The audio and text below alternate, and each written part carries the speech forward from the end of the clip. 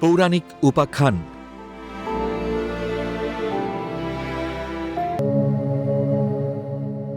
মর্তে দেবী চণ্ডীর পূজা প্রচলিত হল কিভাবে?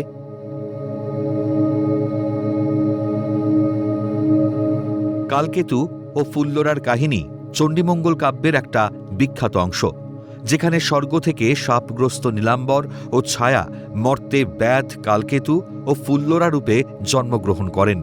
কারণ নীলাম্বর ফুল দিয়ে শিব পুজো করতে গেলে ফুলের মধ্যে লুকিয়ে থাকা কীট শিবকে দংশন করল। কীটের কামড়ে শিউরে উঠল শিব। অভিশাপ দিল নীলাম্বরকে, যাও পৃথিবীতে গিয়ে জন্ম নাও শিকারী হয়ে। শিবের অভিশাপে দেবতা নীলাম্বরের সব দেবত্ব বিলীন হয়ে গেল। শিবের অভিশাপে দেবরাজ ইন্দ্রের পুত্র নীলাম্বর ও তার স্ত্রী ছায়া মর্তে ব্যাধের কুটিরে কালকেতু ও ফুল্লরা নামে জন্মগ্রহণ করে। দেবরাজ ইন্দ্র ছেলেকে পুনরায় স্বর্গে ফিরিয়ে আনার জন্য মা পার্বতীকে অনুরোধ করেন। পার্বতী বললেন, আমার পরিবর্তিত রূপ চণ্ডী ওদের রক্ষা করবে।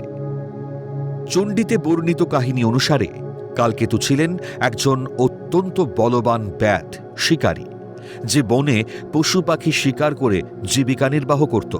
তার স্ত্রী ফুল্লরা ছিলেন অত্যন্ত পতিব্রতা এবং ধৈর্যশীল নারী। তারা অত্যন্ত দরিদ্র ছিল এবং কুঁড়ে ঘরে বাস করত। দেবী চণ্ডী মর্তে নিজের পূজা প্রচারের জন্য কালকেতু ও ফুল্লরাকে মাধ্যম হিসেবে বেছে নেন। একদিন কালকেতু বনে কোনো শিকার না পেয়ে একটি স্বর্ণ গোধিকা অর্থাৎ গোসাপ ধরে বাড়িতে নিয়ে আসে। কালকেতু যখন আবার শিকারের খোঁজে বাইরে যায়, তখন সেই গোসাপটি এক পরমা সুন্দরী রূপসী নারীতে রূপান্তরিত হয়। বাড়িতে ফিরে ফুল্লরা সেই অচেনা রূপসীকে দেখে অত্যন্ত শঙ্কিত ও ঈর্ষান্বিত হন। তিনি নিজের দারিদ্র্যের কথা বলে তাকে বিদায় করার চেষ্টা করেন।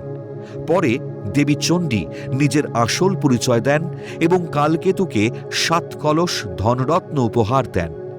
দেবীর দেওয়া অর্থে কালকেতু বন কেটে গুজরাট নামক এক সুন্দর নগর পত্তন করেন এবং সেখানকার রাজা হন।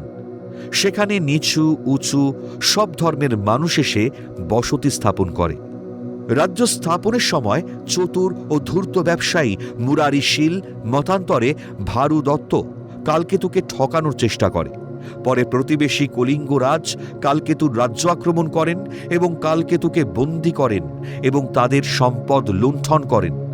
বিপদের সময় চণ্ডীর কাছে প্রার্থনা করলে দেবী চণ্ডী কলিঙ্গরাজকে স্বপ্নে দেখা দেন ও কালকেতুকে মুক্তি দিতে বলেন।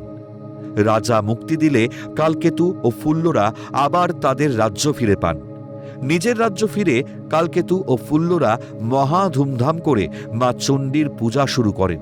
রাজা কালকেতু ও ফুল্লরা চণ্ডীর পূজা দেখে সমগ্র গুজরাট নগরবাসীও মা চণ্ডীর পূজা শুরু করেন।